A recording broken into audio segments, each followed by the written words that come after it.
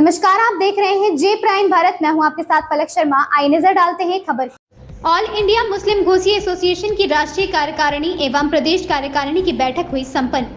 राजधानी लखनऊ के थाना महानगर स्थित घोसियाना में सैकड़ों की संख्या में कार्यक्रम में पहुंचे घोसी समाज के लोग देश में गरीब और मजलूमों की समस्याओं को लेकर राष्ट्रीय अध्यक्ष हाजी वसी घोसी ने कई मुद्दों पर की चर्चा। बैठक में कई प्रदेशों के प्रदेश अध्यक्ष साथ ही जिला अध्यक्ष रहे मौजूद।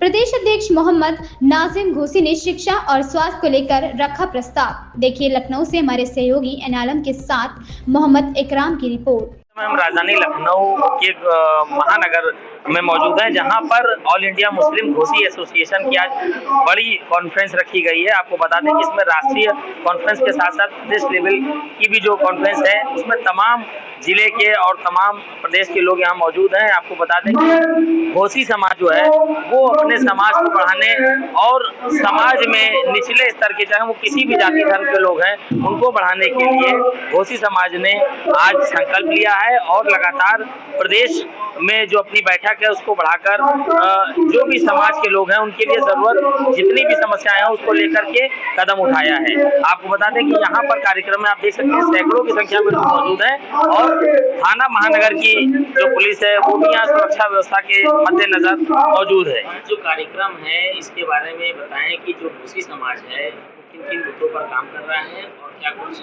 आज की जो कार्यकारिणी बैठक है उसमें क्या कुछ। घोसी समाज सबसे पहले पूरे देश में फजूल खर्ची पर रोक लगाता है। जो शादी ब्याह में फजूल खर्ची होती है, जैसे अभी हमारे कुछ भाइयों ने कहा कि बैंड बाजा या बहुत बड़ी शादी बारात करना, जिससे अपने ऊपर भी बोझ पड़ता है और समाज के वो गरीब वर्ग के लोग जो इतना पैसा नहीं खर्च कर सकते हैं वो अपने बच्चों की शादी ब्याह में शर्मिंदगी होती है उनको कि हम इतना बड़ा कार्यक्रम नहीं कर पा रहे हैं।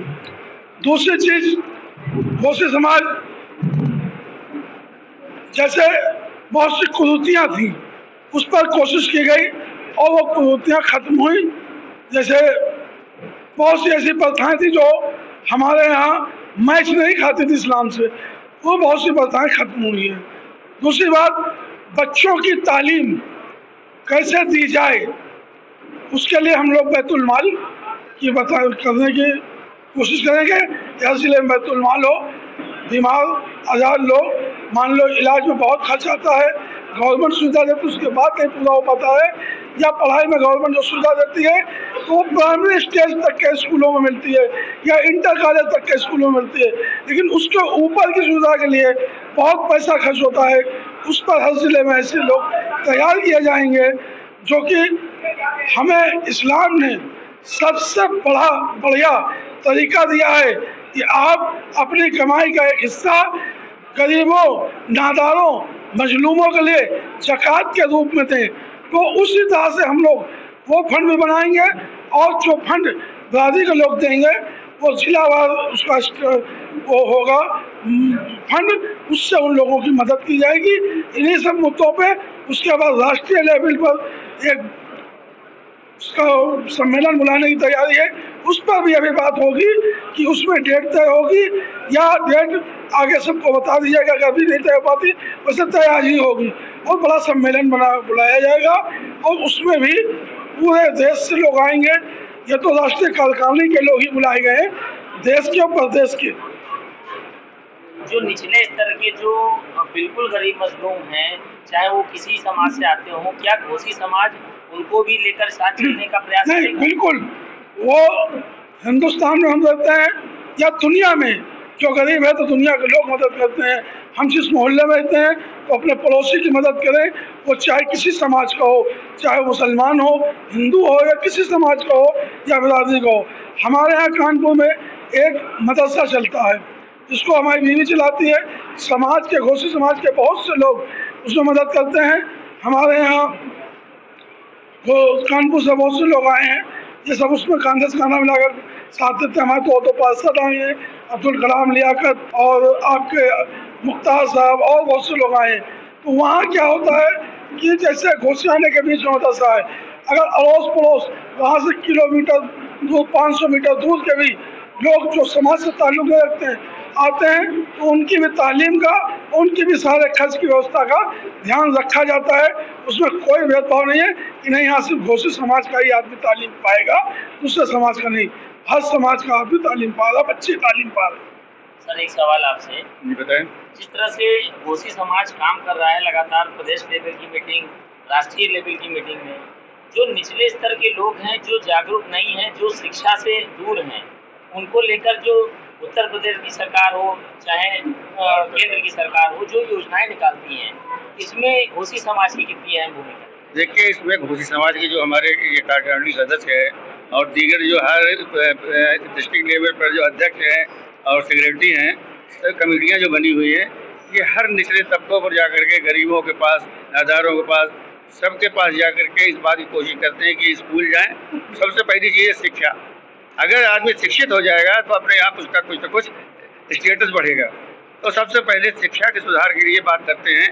मदरसे भी तमाम खुलवाए गए हैं, बच्चों को पकड़ पकड़ करके स्कूल में भर्ती कराया जाता है और इंसेंटिव भी दिए जाते हैं हर लेवल पर।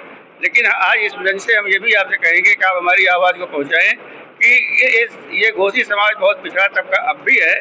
भारत सरकार जैसे दूसरे पिछड़े तबकों के लिए बहुत से कदम उठाती है, उनके सुधार के लिए, उनकी मदद के लिए, उसी तरीके से घोषी समाज के लिए भी कुछ न कुछ करे। सर एक सवाल आपसे है, पूरा परिचय देते हुए सर सवाल ये रहेगा कि घोषी समाज जिस तरह से काम कर रहा है, तमाम समाज के लोगों के लिए अनुदान सरकार देती है।